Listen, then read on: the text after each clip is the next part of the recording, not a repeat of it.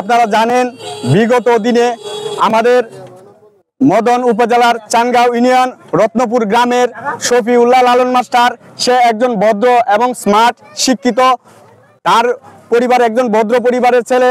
লালন মাস্টারের নামে জয়পাশা গ্রামের কাইটেল ইউনিয়নের মানিক মাস্টার তাকে জন্ম নিয়ে কথা বলেছে, তাকে অশালীন ভাবে গালিগালাজ করেছে। আমরা ওইটার নীরব প্রতিক্রিয়া জানাই এবং নিন্দা প্রতিবাদ জানানোর জন্য আজকে আমরা গ্রামবাসী, চানগাঁও ইউনিয়নবাসী মানিক মাস্টারের বিরুদ্ধে আজকে আমরা মানববন্ধন করেছি।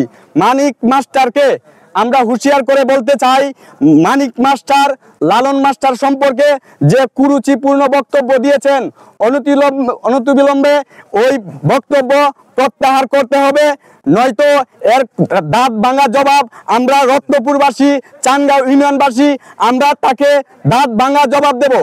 মানিক মাস্টারকে উদ্দেশ্য করে বলতে চাই, মানিক মাস্টারের চোখে চোখ রেখে বলতে চাই, মানিক মাস্টার আপনি হয়তো জানেন না আপনি কাকে নিয়ে কথা বলেছেন।